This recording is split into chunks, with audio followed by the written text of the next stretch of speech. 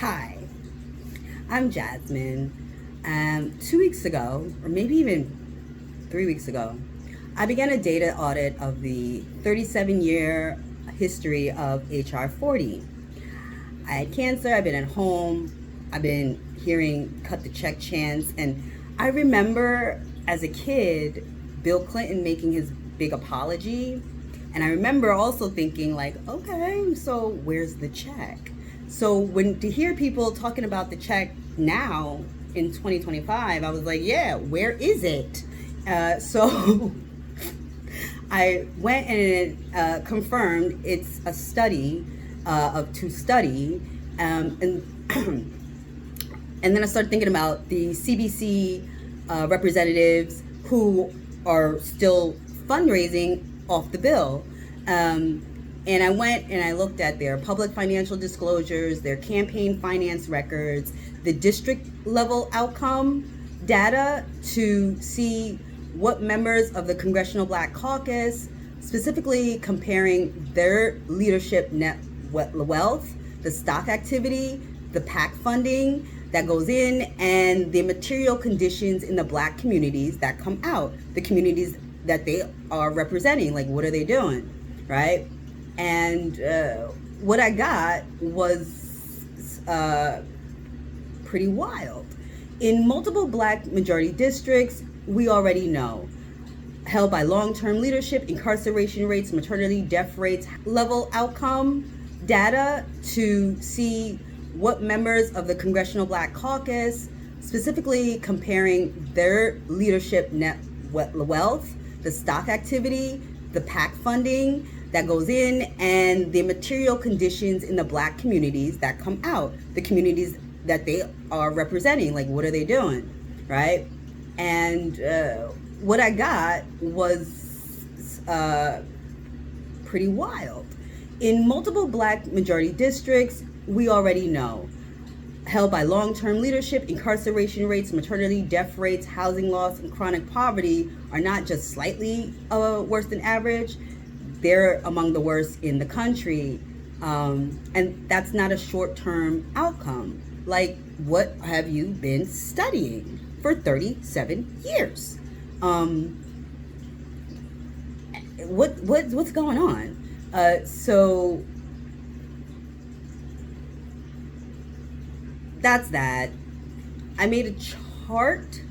I got the chart. The chart was sourced with AI and gone through each one to fact check it, and you can see it because I'm not allowed to show it or talk about it online, which is kind of the part why I'm even doing this.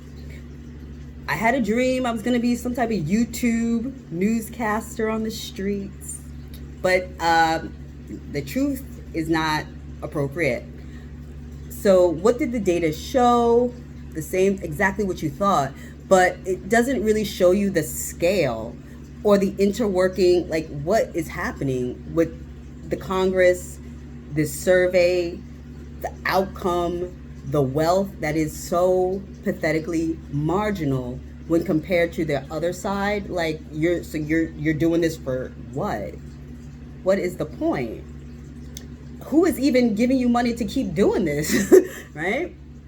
So I also was doing this research, and I started to constantly come into the U.S. debt to GDP ratio, which grew almost 3 percentage points in the time from when I started with HR 40. And that's pretty concerning because it's already over 120%. So at this level, right, governments historically protect assets, not people. They go into management mode, right? They go into a managerial type of government. So the priority shifts to land, housing, and long-term ownership, not wages, not services, and not repair, which I'm sure you can see now. For us in New York City, most Black Americans in New York City, we're renters. So a lot of what's coming down the pike is not so much focused on us. We don't own the land, right? It's focused on extracting a totally different community. Not to say that we're in the clear, but they're not just doing this to us. That's what got me shocked. So there's a lot of stuff. There's especially what happens in July 2026 that nobody is talking about. So now it's just like, so we are stuck in something that's, because they're facts. There's so many facts that point to so much that we can't even share with each other, which is kind of why I think we're ending up in this simulation of nonstop culture wars, because you cannot talk about anything else, right? So these provisions that's going to really change the way land is in America is all branded under the one big beautiful bill, OBBB, July 2026, which is also the country's 250th anniversary, which is also the amount of time that people usually say empires collapse.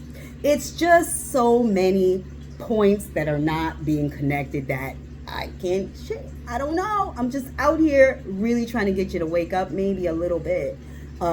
So these are all marketed towards like the middle class, right? And we know as Black Americans what happens when the middle class gets humiliated. We know exactly what happens. We know exactly who they want to target. We know exactly what they like to do. All right? And what's coming is devastating. They are taking their land through a whole bunch of legislative provisions and financial instruments, and they cannot outbuy or fight. Everything like the urban developments that happen in the inner city is going to be on the middle class and the farmers of America. So no media is talking about any of this stuff. And that puts everybody in jeopardy. And I really do feel like we do not end up behind because, we're just dumb. We end up behind because nobody's saying the facts. And if they're entertaining hurting a certain population, we already know they just kind of factor in the harm that will happen to us. And we should be aware.